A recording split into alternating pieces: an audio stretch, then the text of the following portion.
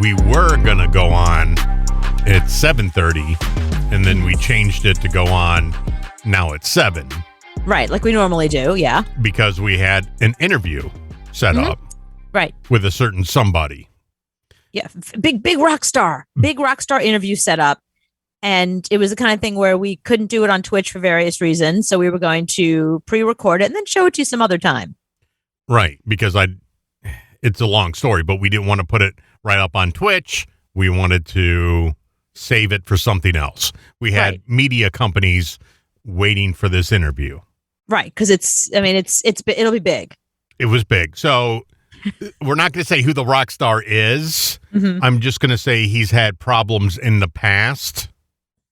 Which is every rock star on the planet. But this guy's Scott Weiland level. Right. I mean, he's a whole different level of doing substances. And he's known for it. I mean, it's not like he's hiding anything. He's had issues in the past. But for the past year, he's been sober, he says. So he's got a new album out. He put the band back together. They're going on the road. And all day long, the record company couldn't find the guy. Oh.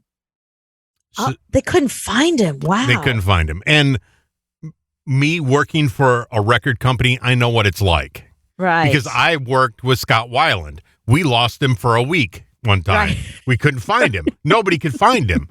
So I was kind of used to it, and I felt bad for the record company guy because he's like, no, we're going to have to postpone it. Then he calls me back, and he says, no, it's on for tonight, but the guy is sick. Right, which is code for high? The code for we don't know what kind of shape he's in. Right, okay, right. So I said, cool, we're on. 20 minutes ago, we get another email. It's not going to happen. Dude is really sick. He's very sick. So we're going to have to postpone it for 13 days. Right. So we will have him on, we think. And who knows? Maybe in 13 days from now, he might get sick again. How long is rehab? Rehab is more than 30 days. 30. Okay. So it's not rehab. But maybe he just needs a booster. Maybe he just needs like a week, in like a dry dock somewhere. Mm-hmm. I mean, we know substance abuse is hard. I get that. And he's had a lot of it. Yeah. He's had a lot going on in his life. So I understand. And I've made that excuse way too many times to radio. So no, but you know what? I think the reason why it's even harder for specifically rock stars, because the things that trigger their addiction, they're still doing. Like, okay, so the rest of us, if you're addicted and you have, like, let's say you're an alcoholic and you have this group of friends you always go out and get drunk with, the first thing they tell you, whether you go to some kind of rehab or whether you have private therapy, whatever, the first thing I tell you is to stop being in those environments. You can no longer be friends with those people. You can't be in these trigger environments that the more time you spend, the more likely it is to end up at the bottom of the bottle or whatever your addiction is.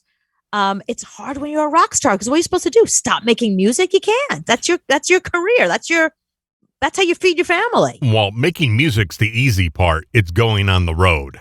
Right. And he's now going back on the road, starting last week.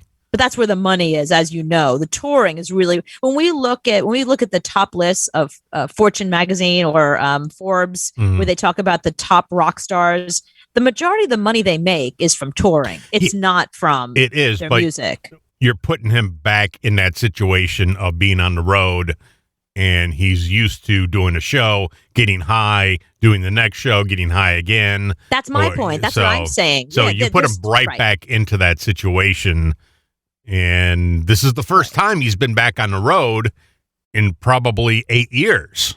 Yeah. So he's sick. So we'll get him in a couple of weeks, and we'll find out. Maybe he's got a little cough, a little cold. He could. I mean, I want to get. I always give drug addicts the benefit of the doubt. I do. I mean, I was always with Scott Weiland. No, he's sick. He really doesn't feel good. That's why he didn't show up to this show, is because he's got a little tummy flu. But then we find out, no, he's knee deep in heroin. Right. And he died way too early because he couldn't handle it. Yeah. But and I think that's what I'm saying, that a lot of these guys have to go back on tour, and that's where all their triggers are. That's where they're, afterwards they're juiced up, or they're bored, or there's too many people around to party with, whether it's the roadies or whether it's fans or, whatever. They get back in that environment again. So I think it's really hard when they're on tour. I love when I hear about big rock stars who have gone cold turkey and they get off the road, or they get off the stage and they go right like home to bed, or they go to Denny's for a sandwich, or something. They change what they do. They don't hang out with the rest of the band. They go somewhere else. And this guy, he doesn't have anybody in the band that he had back when they were multi-platinum. Everybody's gone. It's all new people. He's the only one that's carrying the band's name. You know who can do that? Adam Levine can do that. Because I couldn't tell you one person in Maroon 5. Like, if I bumped into a guy on the street and he said, I'm in Maroon 5, I'd be like, oh yeah, you might be. I have no idea. And this band, if this Adam band... Levine this is one of those bands that it's all about the lead singer, the front man. It's all about him. Mm-hmm. And literally anybody else can be behind him. And he writes all the songs, sings all the songs. He can get away with it. You're not going to sit back and go, oh, that's not the same drummer. No, you don't know that.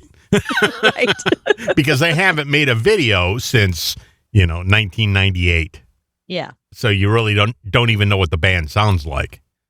So hopefully we'll have more on this from the horse's mouth. Hopefully when he's here on, what is the 28th, we think? Yes, 28th. Okay. So hopefully when he's here on the 28th, you will find out who it is. Mm-hmm. And you'll hear from him and find out what the heck happened, what he was sick with this week. And, and I will reach out to him. I will reach across the Zoom to him as somebody who is sober for over 20 years. Mm-hmm. So I definitely have some of those experiences. It's, I get it. I understand from many perspectives, not just as somebody who has a PhD, but also somebody who's been there. Heroin's got to be really good, though. It's got to be just amazing. People just cannot get off of it. I feel bad for the people that I never did heroin. I never tried heroin, but I'm just saying for the people that once heroin takes hold of their lives, I think that's, to me, it seems like one of the hardest drugs to try to get off of. Because you're always chasing that dragon. And I understand that you always want to feel that way again, and you never do. So you always chase it, and it's something you can never. Some people can kick it, but a lot of people can't. Yeah. I wonder if writing songs about it is part of the process. I guess we'll have to ask him, if really getting in there and writing songs about what his experiences are like. All these bands now are just sitting at home. They have been for the past 18 months. Yeah. Just writing music. And can you imagine in like a year, all the new music that's going to be coming out because they've written so many songs while they're locked behind doors? There's nothing else to do. Yeah, I think about that all the time. I think about when I was Taylor Swift's age, I was like a bartender, and in a year, I bartended at maybe like 3 different bars. In a year, she wrote 2 albums. During COVID this year, I sat around and learned how to bake sourdough bread. She wrote 2 albums. They have goals in their life. And drive. They have drive. Yeah, 2 things you don't have: drive and goals. Yeah, what's that like? Yeah, I would say you're just waiting for the weekend, but it's always the weekend. It's always the weekend in my life. That's very true. What day is today, Cooper? I don't know. It's a day that ends in Y because I'm here with you, so I know that it's probably during the week at some point. Okay, is it Tuesday or Wednesday? It's either Wednesday or Thursday, I think. Okay. Wednesday. It's Wednesday? Thursday. You sure? Thursday. It's Thursday. You sure? I'm not sure. I wasn't sure. Today, but I'm gonna go with Thursday. Today is Thursday. Okay. But I it knew it was could be Wednesday or Wednesday. it was one of those two. It could be Wednesday, though. I mean, what's the difference between Wednesday and Thursday for you, really? No, zero difference, zero. And you know what's so funny is like I love all these women that are always talking about how they balance it all, like work and life and their husband and their children. Here's how I balance it all. I don't have either. I have no job and I have no kids. You know how to balance career and kids? Don't have any. There you Of go. either. Done. Balanced. Look at me. Of either. I don't want either of those. I don't want I a don't have husband. kids. I don't have want a career. kids. I don't want a career. I want none of that. Did it. My dog doesn't know what day it is. I don't know what day it is. Exactly. I don't watch anything on TV that would let me know what day it is. It's not like True. it's Wednesday. I have to watch America's Got Talent because you don't watch anything live. Nothing live. In fact, I wake up Saturday morning. I'm like, let's catch up on the Housewives. I have no idea what night the Housewives are on. I don't even know which Housewives are on. I go to NBC. I go to the Bravo channel, and whatever comes up as new, I watch it.